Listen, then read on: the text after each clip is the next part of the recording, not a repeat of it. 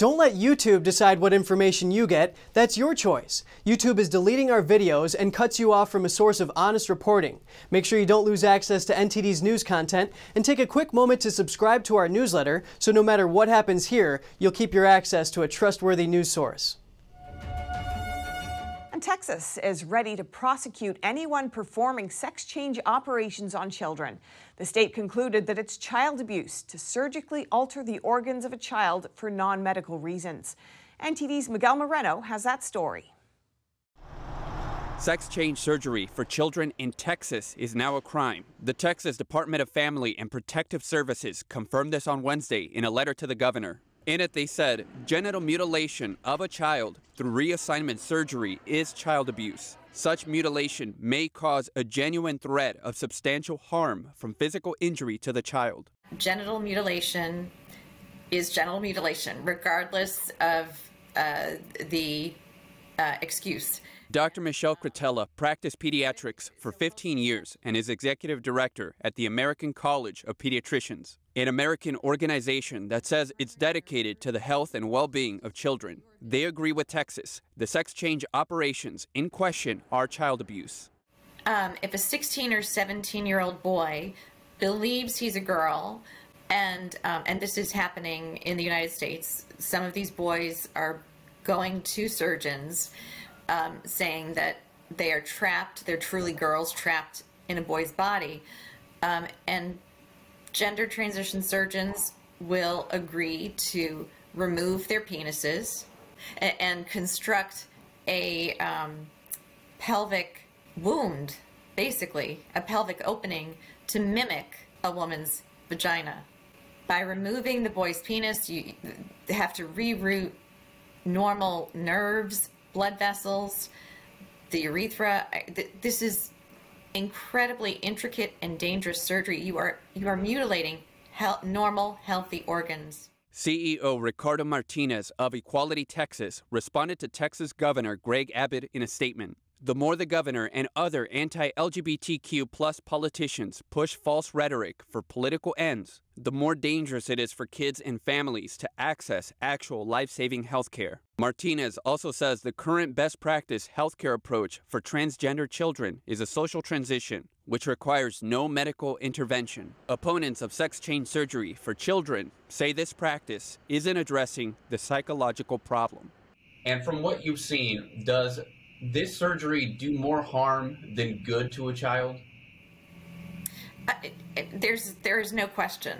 There's simply no question, because it's all based on a lie. What these children need, children who have gender dysphoria or gender confusion, these are emotionally disturbed children with true psychological illness. They are severely depressed. They have anxiety disorders. Many of them may be on the autism spectrum. When they express that they believe they are trapped in the wrong body, it's a cry for help. And it is up to healthcare professionals to work with these young people and help them flourish in the physical bodies that they were born with. The Texas Department of Family and Protective Services said, when medically necessary, this surgical procedure may not constitute abuse. They also said professionals like doctors and teachers need to report child abuse if they have cause to believe it's happening, or face up to a year in jail. Miguel Moreno, NTD News. Chief White House medical advisor Anthony Fauci said it's likely and inevitable that everyone will need a COVID-19 vaccine booster shot. This comes just several days after he and other officials said only immuno-compromised people would need a third shot. In answer to your question, no vaccine, at least not within this category, is going to have an indefinite amount of protection. So in answer to your question, it's right. Inevitably, there will be a time when we'll have to give boosts. Fauci said that at the moment, only those who are immunocompromised will need booster shots, but he said they're following the data to determine if and when other Americans will need boosters. In an earlier interview with CBS, Fauci said it's likely that everyone will need a booster shot at some time in the future. He said they're already starting to see indications of a decline in the vaccine's effectiveness over time in some groups of people. He said when the decline gets to a certain level, there will be They will be prepared to give boosters to whoever needs them. More Olympic athletes are returning back home now that the Games in Tokyo have ended. NTD's Arian Pasdar spoke with gold medalist Katie Ledecky as she visited the Empire State Building. If you followed the Olympics for the past 2 weeks, you must have heard of the swimmer Katie Ledecky. 5 years ago in Rio, she won 4 gold medals for the US. So naturally, the expectations for her to perform well in Tokyo this year were pretty high. However, she did handle it well and won 2 more gold and 2 more silver medals. Although Katie is only 24 years old, the 2016 Games in Rio were not her first Olympics. Back in 2012, she won gold in London when she was only 15 years old. And from then on, she only got better. Now she has won a total of 7 gold medals at the Olympics and broken 14 world records, which to this day might feel a bit surreal, even to herself. I don't know if even the 2012 Olympics that I competed in, if that has even sunk in fully yet. Simone Biles left the competition this year due to the immense pressure. We asked Ledecky how she deals with that. I don't think of it as pressure. I understand there are expectations and people want me to perform well, which is great. I want to perform well too, so. The Empire State Building is known for lighting up in a variety of colors, which usually have some meaning behind them. We'll present you with a gift, a statue of our icon. As part of her trip to the Empire State Building, Katie flipped the light switch so the iconic building can light up in red, white and blue on Thursday night, the colors of Team USA. Arian Pasdar, NTD News, New York. A school district in California passed a resolution banning critical race theory from classrooms. While all school board members are against CRT, some saw problems with the resolution. Here's NTD's Cynthia Kai with more. Paso Robles Joint Unified School District along California's Central Coast region passed a resolution banning critical race theory during the Tuesday board meeting. The school board stated in the resolution, the definitional foundation of critical race theory involving an artificial distortion of the traditional definition of racism is fatally flawed. School Board President Christopher Arian told NTD News in an interview that CRT is not an academic theory, but a divisive ideology. The general impression is we don't like identity politics. We're not going to get on that bandwagon. We are going to deal with each other as individuals. During the meeting, a board member stated that K-12 students need to first learn basic critical thinking skills before addressing issues such as CRT. The highest ones are what you need to deal with CRT. You need to be able to analyze, use the information and identify what fits and doesn't fit, and then apply it. Our kids aren't ready for something like that. However, a board member who voted against the resolution argued the resolution does not completely ban CRT. I do not agree that CRT should be in our curriculums. I do not support that. The resolution is fundamentally flawed in my opinion, and it shows that. That is not taking a stance on whether or not CRT should or should not be in the curriculum. My stance is that it should not be in our curriculum. Williams pointed out the last sentence of the resolution allows for instruction focusing on the flaws of CRT. Board President Arian said CRT should be taught objectively. We do need, of course, to teach our children about CRT, just as we teach them about communism, about fascism, about theocracy, about all sorts of other things. They need to be taught about it, but there's a difference between teaching CRT as gospel, as truth, and teaching about this absolutely flawed ideology. The school board passed the resolution in a 4-3 vote. Cynthia Kai, NTD News, California. And a Los Angeles official who is facing a recall effort announced a plan to develop 25,000 new supportive housing units for the homeless by 2025. But some community members are pushing back against the plan. NTD's Jamie Joseph has more. Pauline Adkins has been a resident of Eagle Rock, Los Angeles for the last 54 years.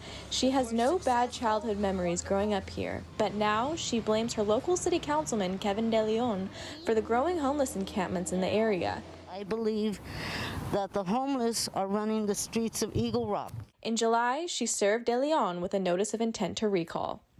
Again, with De Leon suggesting that the homeless are mostly veterans and senior citizens and children and women, here's some really nice examples of they're not anywhere to be found. We have drug addicts and we have drug dealers.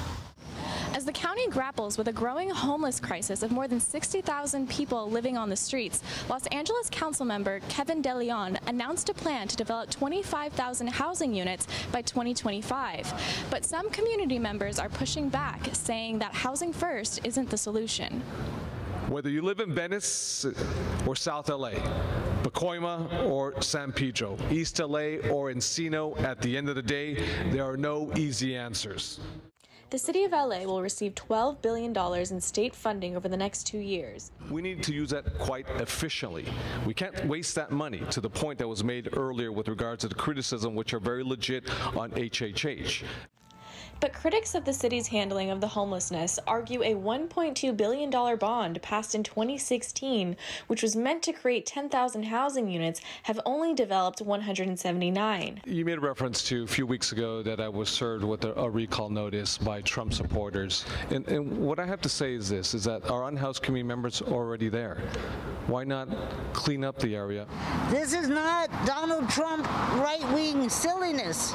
I have not in my life seen so many Democrats turn against somebody. So I really believe it's bipartisan. I believe that when you're talking about a community as tight-knit as Eagle Rock, Highland Park, this community, we're tired.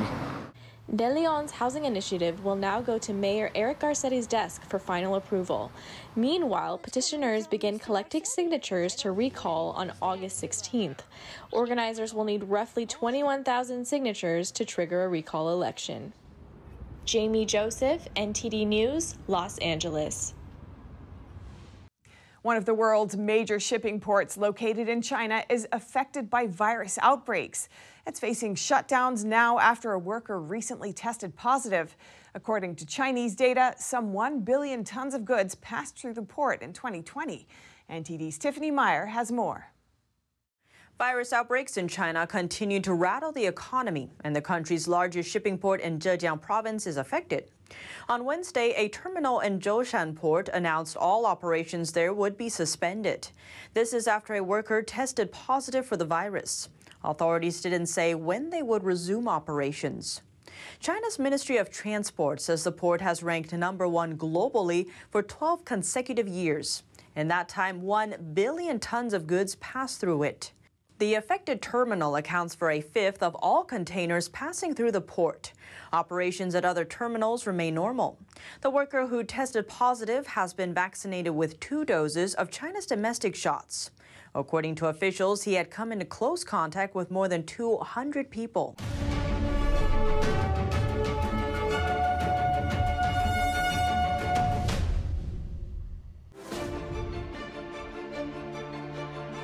Everything that's reported on television isn't always true,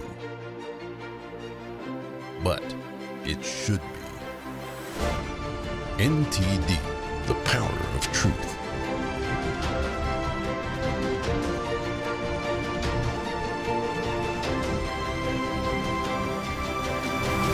Now available 24/7 on television and streaming platforms.